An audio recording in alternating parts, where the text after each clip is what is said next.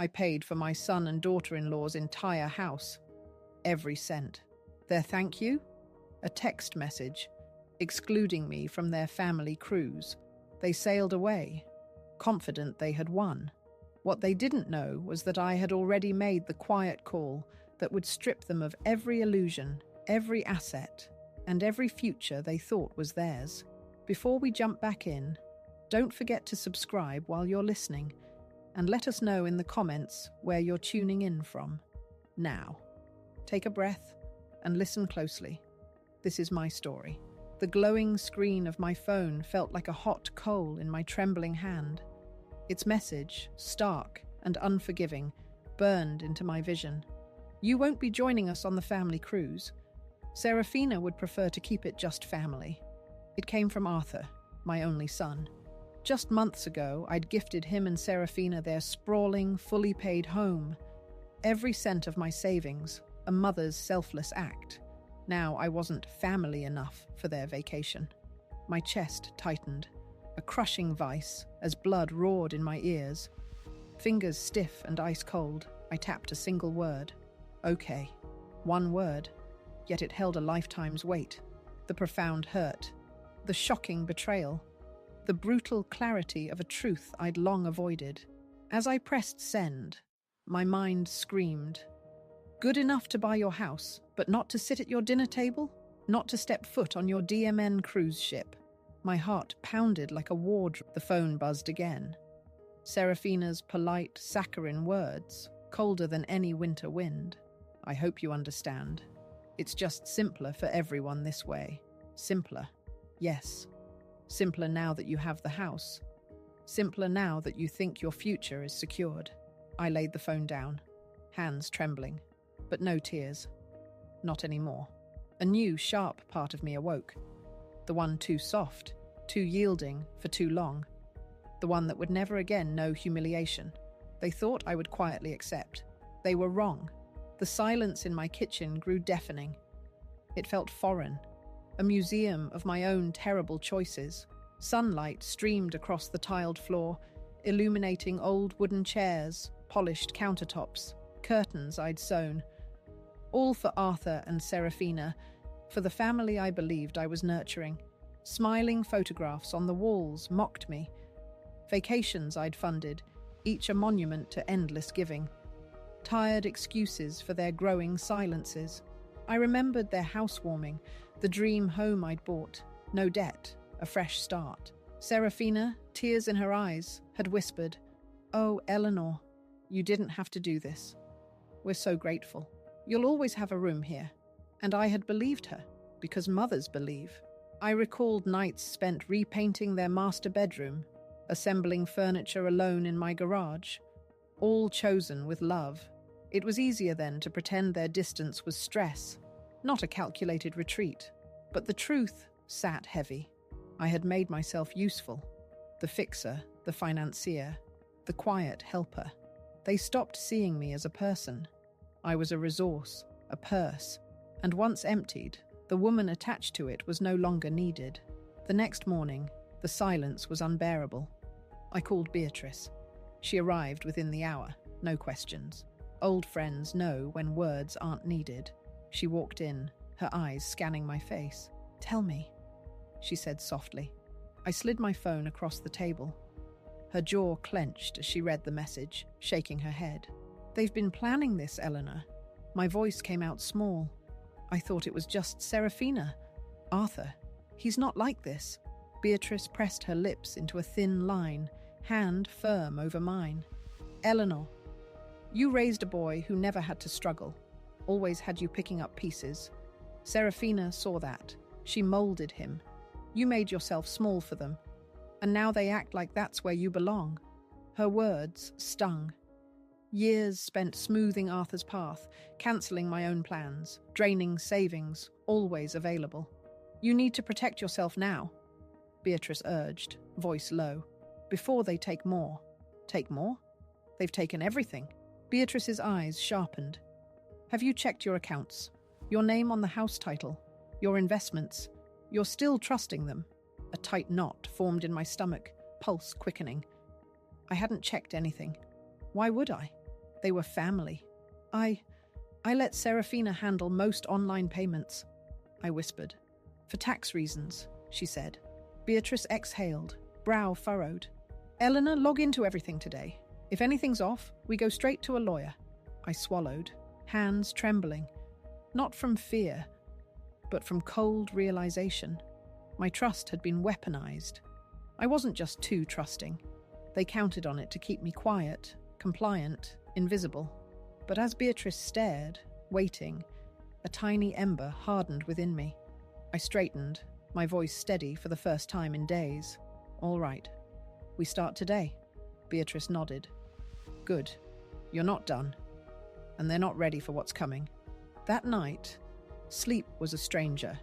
The heartless text, Serafina's rehearsed smile, Arthur's absent nods, Beatrice's ringing voice.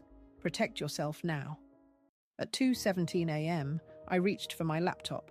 Years of Serafina managing accounts. It's just easier, Eleanor. Retirement should be simple. I'd believed her. Now, fingers stiff with nerves, I typed my credentials. The familiar dashboard loaded. At first glance, normal. That was the danger. It looked normal because I hadn't known better. Methodically, I combed account histories. Checking, savings, retirement. Most transactions were routine. But the deeper I scrolled, the more uneasy I became. Multiple transfers, small enough to slip unnoticed, labelled home expenses, property maintenance, emergency repairs. I'd approved no emergencies. The destinations were linked cards, not mine, but a secondary user account. I clicked deeper. Serafina's name appeared. My stomach dropped. Frozen, I stared. She had linked her card, quietly, smoothly, for months, skimming, bleeding my money. It wasn't just a cruise exclusion, not petty tension. This was theft. And Arthur? Blind? Or complicit, as long as money flowed? A wave of cold pulsed through me. Not rage yet, but something colder. Sharper. I closed the laptop gently, sinking back. The dim kitchen light caught family photographs. They looked like evidence now. A con I'd willingly entered. They never loved me. They loved what I could give. My throat burned, but no tears. I whispered, You gambled with my kindness, Serafina. You gambled with my trust. I'd believed quiet wasn't weak. Now I knew silence could be sharp. They underestimated me. I wouldn't be that fool again. By morning, uncertainty had vanished. No panic, just cold focus. What would you do if you discovered the ones you loved most had been stealing from you? Silently, for months, even years. By morning, the fog had cleared, leaving only cold, hard focus. I wasn't panicking anymore. The pieces were starting to align, chillingly. I called my financial advisor, Mr. Whitaker, under the polite guise of a routine check-in. I didn't want to raise any flags, not yet. Not until I knew exactly what I was dealing with. Of course, Mrs. Gardner. Mr. Whitaker answered pleasantly. He had managed my portfolio for years. What can I assist you with today? My son and daughter-in-law have been helping me handle some household expenses, I said, keeping my tone even. But I'd like to make sure everything is still structured as we originally planned. He pulled up my files while I waited, forcing my breath to stay steady, even as my hands trembled beneath the desk. Well, everything appears generally stable, though I do see some recent activity. His voice shifted ever so slightly. It seems several fund transfers have been scheduled, mostly to cover ongoing home renovations. I swallowed hard. Renovations? Yes, rather significant ones, actually. A few large sums earmarked for design upgrades and contractor prepayments. I gripped the phone tighter. And who authorized these transfers? There was a brief pause. Well, Mrs. Gardner, technically you did. At least, your authorized representative account did. My stomach lurched. Which representative? He hesitated for the first time. It appears that your secondary authorized user, Mrs. Serafina Gardner, processed these transactions. She has full access under the durable power of attorney you signed last spring. I closed my eyes briefly. I remembered that meeting. Serafina had insisted I sign the updated paperwork to make things easier in case of an emergency. She had even brought the notary herself, smiling the whole time. Of course she did. "Thank you, Mr. Whitaker," I said calmly. "Would you mind flagging any further transactions for my personal review before processing? I've decided to be more hands-on moving forward." He agreed without hesitation. When I hung up, I sat in the silence again. There was no doubt anymore. Serafina wasn't helping. She was positioning. Positioning for when she and Arthur could quietly siphon everything, using that house as their prize. My retirement was not their inheritance, not yet. But they were already spending like it was. I looked at my late husband Richard's locket sitting on the windowsill, the one he gave me after our 30th anniversary. He would have seen through this sooner. He had always warned me to be careful, but I wanted so badly to believe in family. For years, I had made myself so small in order to avoid conflict. But love without respect, that's a prison. And I had just found the key. I turned my gaze toward the empty shelf across the living room, where I used to proudly display a framed photo from Arthur and Serafina's housewarming.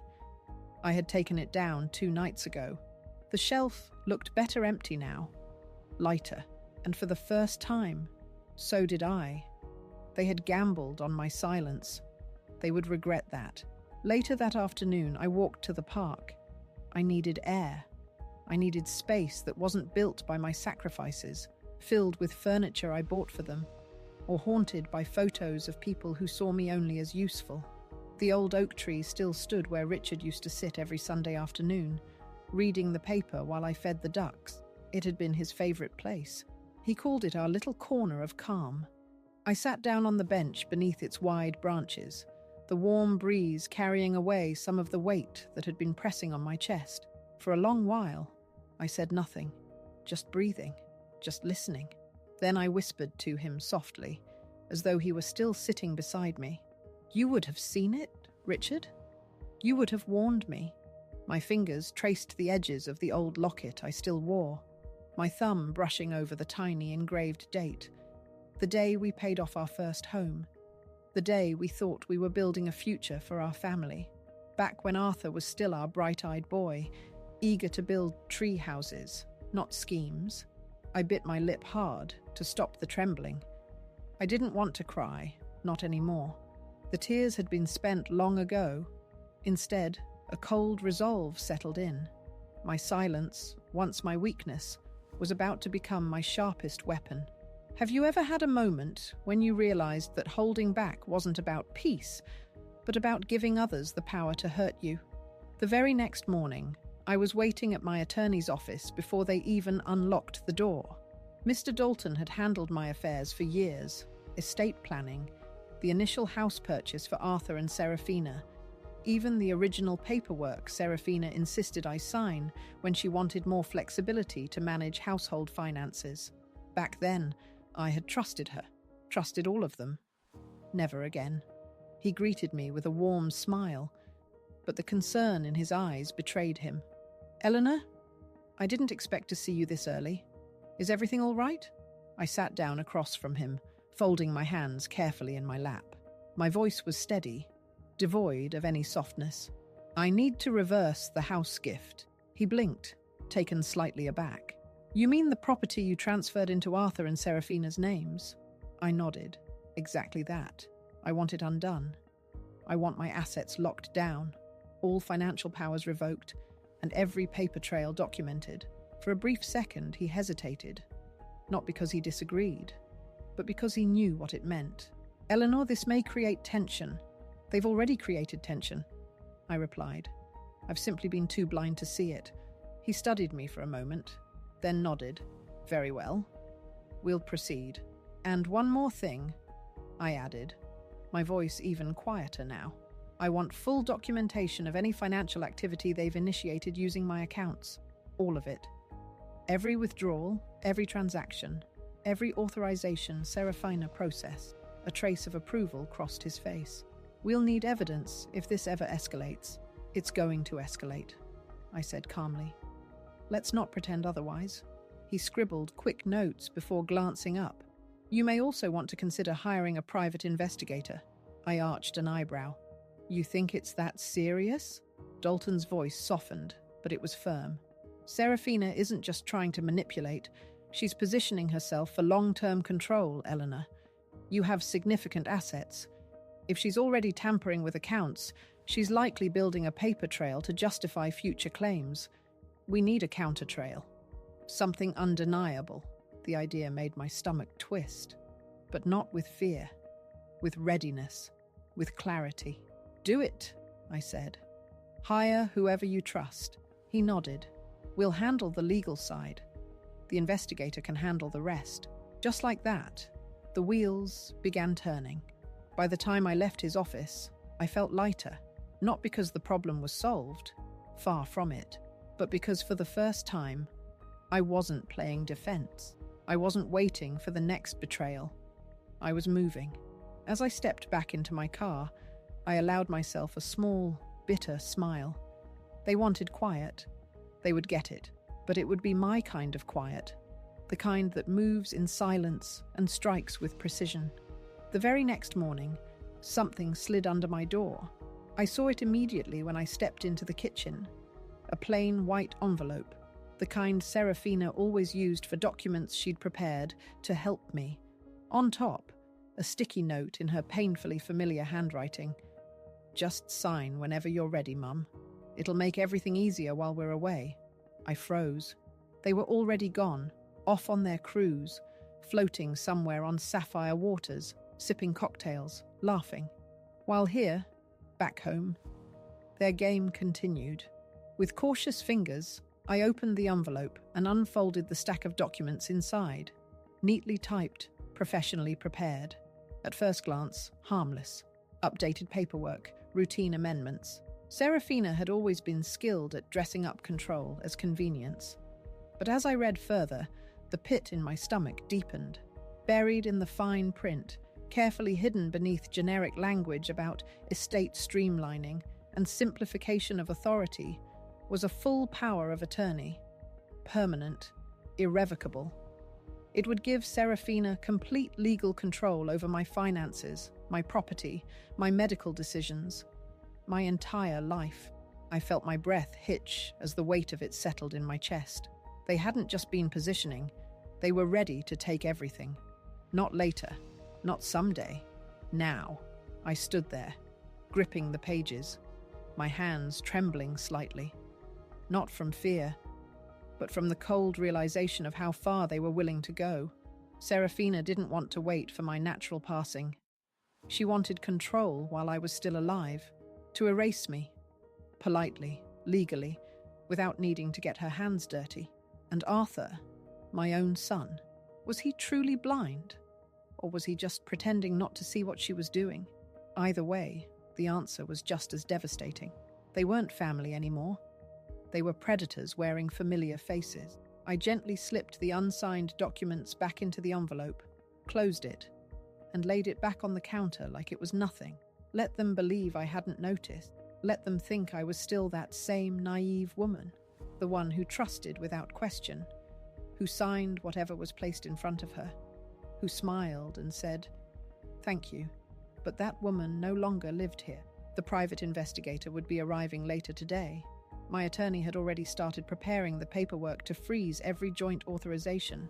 And now, with these documents, I had one more piece of evidence, written proof of their intent.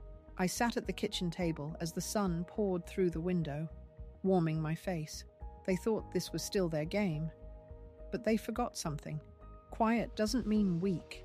It's astonishing how often those closest to us mistake our kindness for weakness, isn't it? The quiet hum of my refrigerator was the only sound in the house, a stark contrast to the storm brewing within me. I sat at my kitchen table, the unsigned power of attorney papers still lying in their crisp white envelope on the counter, a silent testament to Serafina's bold, predatory move. The morning sun, usually a comfort, felt cold against my skin. I wasn't scared anymore. Fear had been replaced by a chilling clarity, an almost surgical precision in my thoughts. I was waiting. A soft knock came at the front door. Punctual. Professional. It was Mr. Davies, the private investigator Mr. Dalton had arranged. He was a man of quiet movements, with sharp, assessing eyes that seemed to take in everything without overtly staring. His presence filled the silence with a new kind of anticipation. He carried a slim leather briefcase, placing it gently on the table as I gestured for him to sit. "Mrs. Gardner?" he began, his voice low, almost soothing. "I've started pulling preliminary records, focusing on the house deed and recent financial activities as you requested." I nodded, my gaze fixed on his face. No need to pretend now. "And?" I prompted, my voice steady. He opened his briefcase, revealing a few neatly organized files. "Well, what I've found so far is concerning. Your son, Arthur, and his wife, Serafina, are indeed moving very aggressively." He paused, pulling out a printout. "It appears Serafina recently listed the property as collateral for a second mortgage. She's already initiated the pre-approval process with a private lender. The paperwork was filed just last week." My breath hitched, a tiny, almost imperceptible catch. They were already borrowing against the house I had fully gifted them, leveraging it as if it was their untouchable asset, theirs to gamble with without a single care in the world. A cold, sharp sensation ran through me. It wasn't panic, but a recognition of their audacity, their sheer disregard. "Did they disclose how they obtained ownership?" I asked, my voice flat, betraying no emotion. Mr. Davies shook his head slowly. "They presented it as a clear family transfer, Mrs. Gardner. No mention of any power of attorney manipulation, no hint of the unauthorized financial activity linked to your accounts. In fact, the lender seemed impressed with their generous family backing." I bit down hard on the inside of my cheek, stopping myself from trembling. They weren't just taking my money anymore.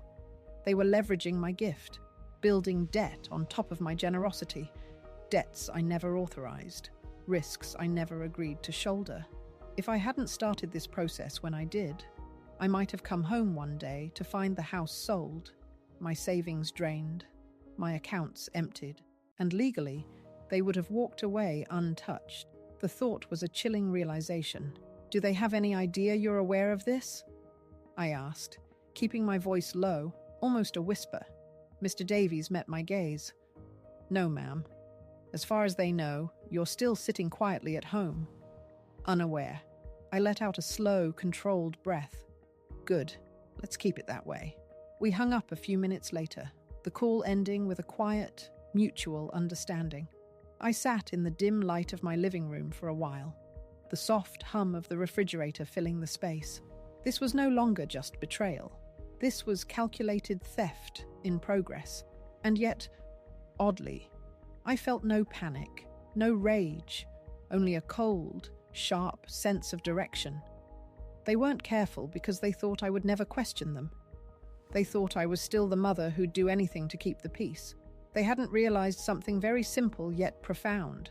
When a woman like me finally says no, it's already too late for the other side.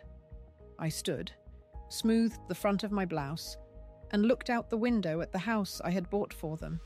And in that quiet moment, a small, bitter smile touched my lips. "You gambled with my gift, Serafina.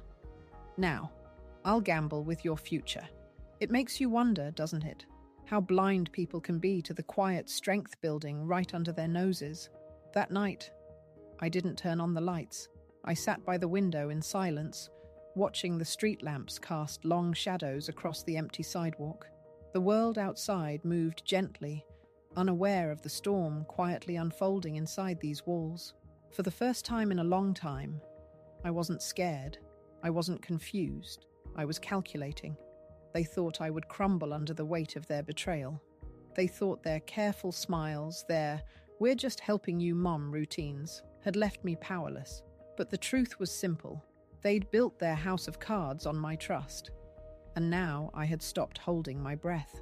I watched as a neighbor pulled into their driveway, their headlights briefly illuminating my living room. The beam flickered across the empty spot on the mantel where the family photo used to sit.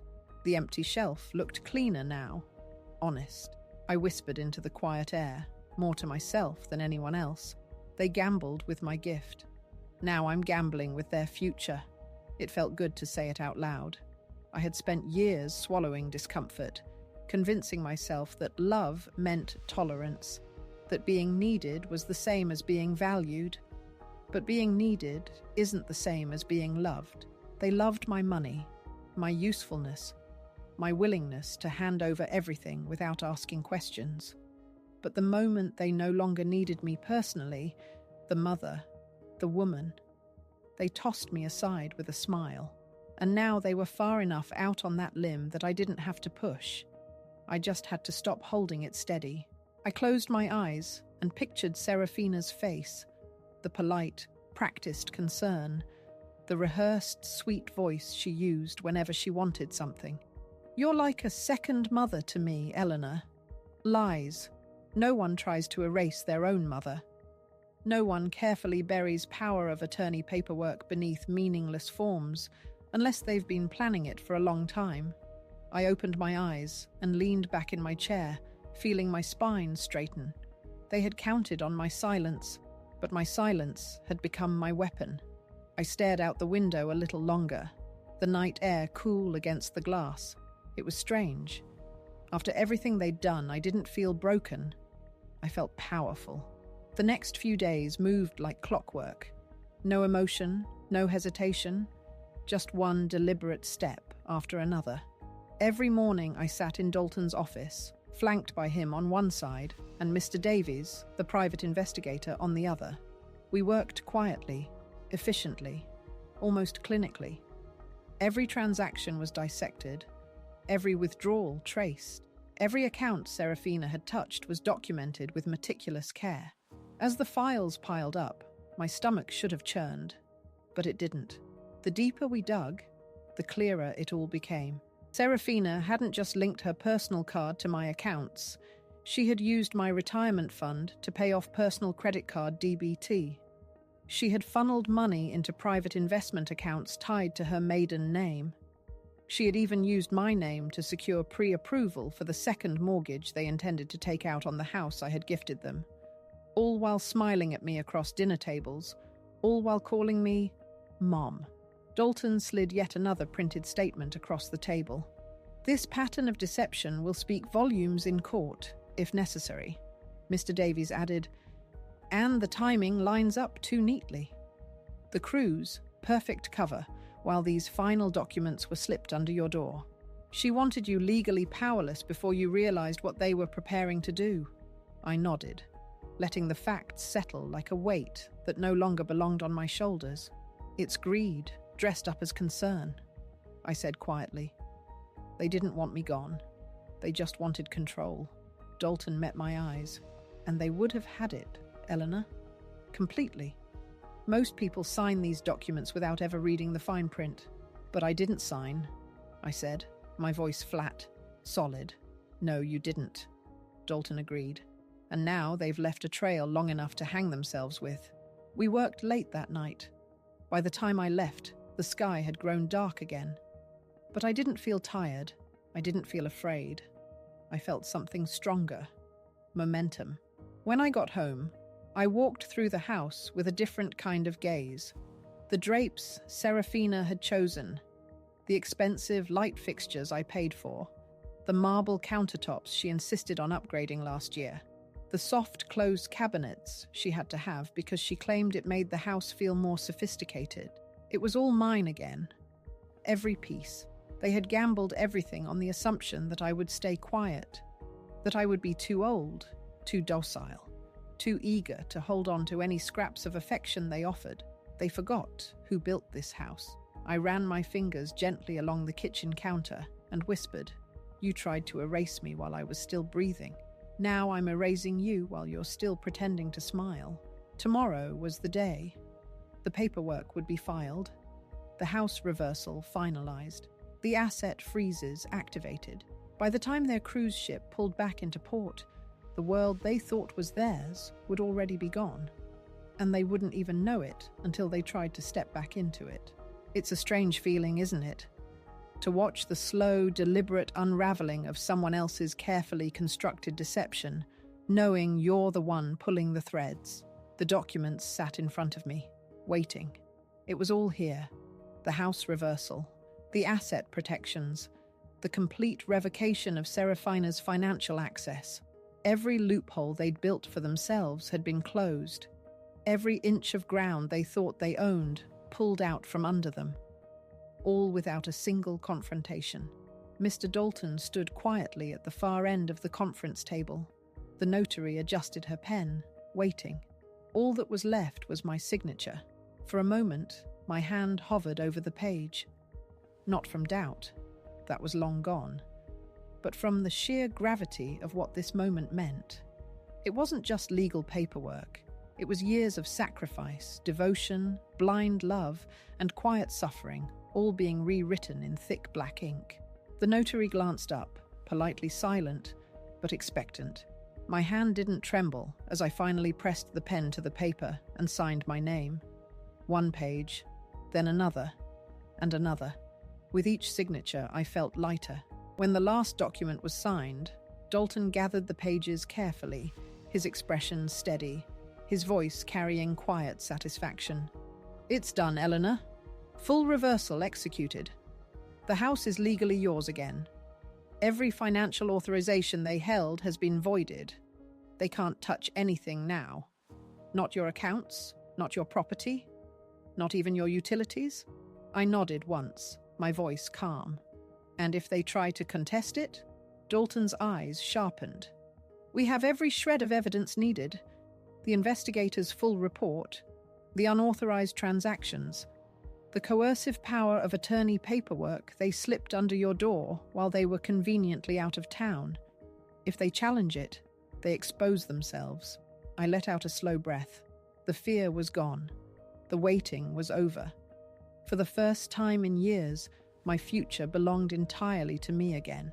As I stepped out into the cool evening air, I paused on the courthouse steps. Their cruise ship would be docking in 4 days. 4 days before they came back, expecting to return to the world they controlled. They had no idea the locks had changed. They had no idea the house they were so eager to leverage for DBT was already sold, quietly, legally, and irrevocably. While they floated on a ship, believing they had won, the sale had finalized just hours before I signed the reversal. A clean buyer, full cash offer, expedited closing. The money was already safe in a new account, one they couldn't touch, one they didn't even know existed. I smiled as the wind picked up, cool against my face. They thought I was helpless. They thought my silence meant surrender. But silence can be powerful. I drove home, the engine humming softly, my modest apartment building awaiting me. Not grand, not flashy, but mine, fully mine. I imagined the scene still unfolding back at that house. My house, now someone else's. The movers, the new couple happily settling in. And Arthur and Serafina, standing outside on that driveway, surrounded by the wreckage of their plans. Their house gone, their schemes exposed, their illusions shattered. It's a chilling thought, isn't it? How quickly a carefully constructed life can unravel when built on lies and stolen trust. The morning they returned, I was already there. I parked a block away, sitting quietly across the street as their black SUV pulled into the driveway. Arthur and Serafina were home from their glittering cruise, tanned, relaxed, and completely unaware. Serafina stepped out first, designer sunglasses perched high on her head, already barking orders at Arthur as he pulled their luggage from the trunk. She was talking about needing to schedule an appointment for the second mortgage finalization, her voice bubbling with a self-assured confidence that grated on my ears. Arthur barely responded, scrolling through his phone as usual, detached but obedient. Then, they both froze. 2 unfamiliar cars were parked in the driveway. Moving vans. A young couple stood near the front door, happily chatting with a realtor. Their laughter, light and carefree, carried across the manicured lawn. Arthur lowered his phone, his brow furrowing in confusion, then a flicker of irritation. Serafina's head snapped around, her sunglasses sliding down her nose. Her mouth opened, but no words came out. I opened my car door, the soft click echoing in the sudden silence. I crossed the street slowly, each step measured, unhurried. The morning sun warmed my face, a gentle breeze rustling the leaves in the old oak tree nearby. Arthur was the first to spot me. "Mum?" His voice wavered, a mix of confusion and something else, something cold and creeping into his eyes. Fear. Serafina's eyes narrowed. "What the HMN is going on? Who are these people?" The young couple smiled politely and walked inside with the realtor. The front door closed behind them. "Their door now," I finally spoke, my voice calm, almost conversational. "You won't need to worry about managing anything for me anymore."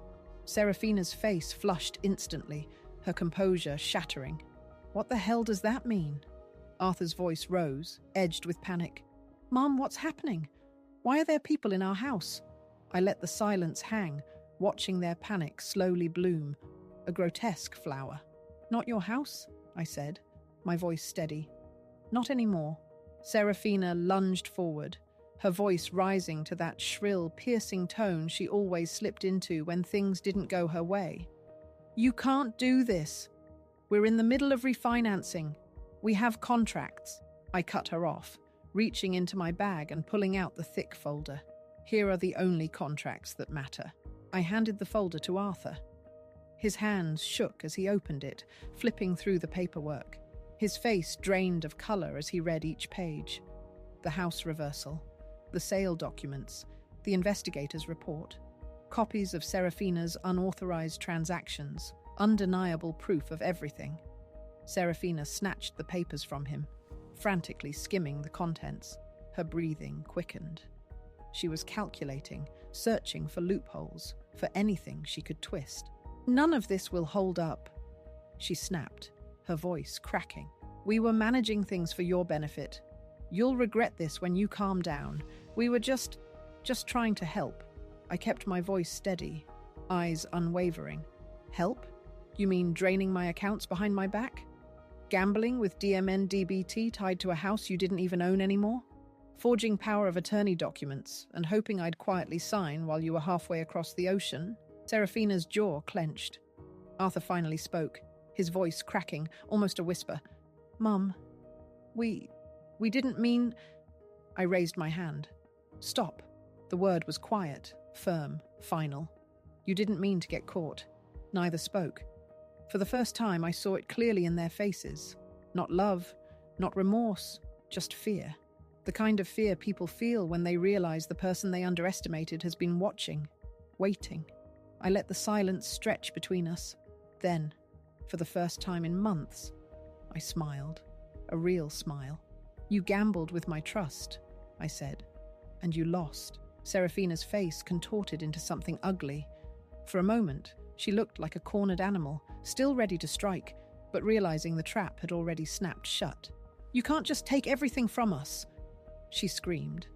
"We built this life. You don't get to destroy it because of a few misunderstandings." Arthur's breathing grew shallow. His hands clutched the folder like it might vanish if he held it tight enough. I stayed still, measured. "You didn't build this life," I answered quietly. "You took it, piece by piece, smile by smile, and you thought I would let you." Serafina's voice cracked with desperation. "Now we have rights. We're family. You can't just cut us off like this." I could feel the weight of the years behind me, the countless times I stayed silent to keep the peace, the humiliations I swallowed to be the good mother, the guilt, the giving, the believing. But not today. I reached back into my bag and pulled out the second folder, thinner than the first, but heavier somehow. I held it up between us. "If you want to pursue legal action," I said calmly, "this is what you'll be facing." I handed it to her. She snatched it like a rabid dog lunging for meat. Inside was the full evidence packet prepared by Mr. Davies and Dalton.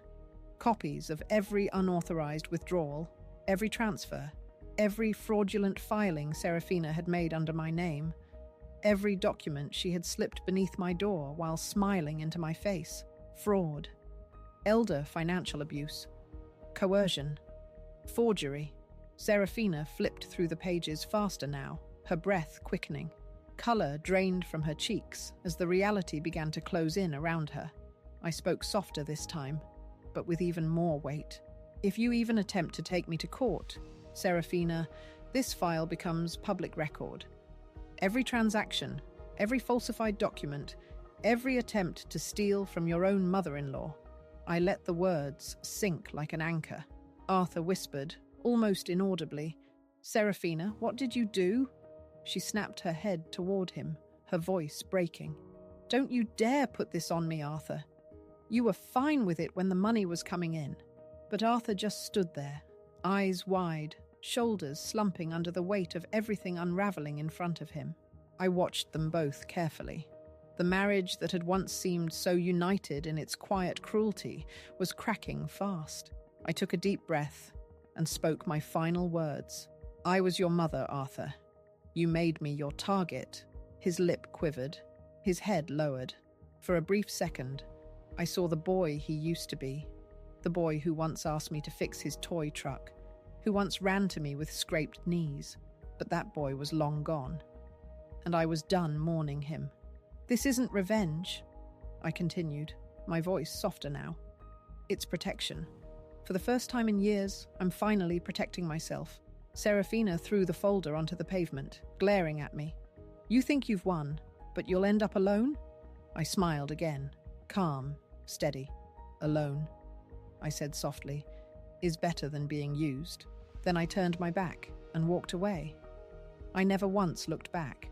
When faced with utter betrayal, how do you find the strength to protect yourself without letting bitterness consume you? I drove home slowly, the engine's soft hum a gentle vibration beneath me as I wound through quiet streets. Each turn felt like a new breath, the weight in my chest, the one that had pressed down for years, finally lifting. The sun had dipped low by the time I pulled into my modest apartment building, its brick facade unassuming, utterly unflashy. But it was mine, fully mine. No hidden clauses, no secret mortgages, no one else's name tied to my existence here. The click of the lock behind me echoed in the small entryway, a definitive sound of closure. I imagined the scene still unfolding back at that house. My house, now someone else's. The movers, perhaps a new couple, already settling into the place Arthur and Serafina once believed was untouchable. And them, standing outside on that driveway, surrounded by the wreckage of their plans, their house gone, their schemes exposed, their illusions shattered. A quiet sigh escaped my lips, not of sorrow, but of release. The phone buzzed once on the counter, a jarring interruption in the newfound calm. A text message. It was from Arthur. "Mum, please, can we talk? This isn't what I wanted. Please." I stared at the words, cold, empty. Mom. He hadn't even called me Mom in person for months. Not until today. Now, stripped of everything, standing in the harsh glare of truth, he suddenly remembered who I was to him. The receiver felt heavy, but my thumb didn't move. I didn't reply. A second message followed within minutes. "I'm sorry. Serafina got carried away. She pushed me. You know how she is. I never wanted to hurt you." I could almost hear his voice in those words, desperate, reaching, scrambling to rewrite history now that there was nothing left to steal. He was throwing Serafina under the bus, trying to paint himself as the innocent bystander, the unwitting victim. My thumb hovered over the screen. For a fleeting second, the old habit, the motherly instinct to comfort, to forgive, to make excuses, stirred. But it was weak, a ghost of a past self, because I had finally learned. You only miss me now that I said no. I placed the phone face down on the table. No reply. The silence that followed was a gift. I walked toward the window, the evening breeze carrying the faint sound of children playing somewhere down the street. Their laughter was simple, honest, free. It resonated in the quiet, safe apartment. No manipulation, no agendas, just peace. They thought I couldn't live without them. They thought I would crumble, lonely and lost, without their family. But the truth was, I had been suffocating beneath them for years. Every sacrifice I made for Arthur, every dollar, every hour of my life poured into that house, that marriage, that family, had turned into a weapon they used against me. And yet, standing here now, stripped of everything I once clung to, I had never felt lighter. Let them rage. Let them scramble. Let them blame each other. I had nothing left to give them. And that, in itself, made me the freest woman alive. I whispered into the empty room. A quiet prayer meant only for me. Quiet doesn't mean weak. And finally, truly, for the first time, I believed it. The night air was cool against the glass, reflecting a calm I hadn't known in decades. My heart, once a war drum, now beat a steady, peaceful rhythm. The scars remained, but they were no longer bleeding. They were just proof of how far I'd come. Has there ever been a moment in your life when letting go of what you thought you needed ultimately set you free? Tell us your story in the comments below. Your voice is important, and we love hearing from you. Don't forget to like this video and subscribe to our channel for more stories of quiet strength and powerful comebacks.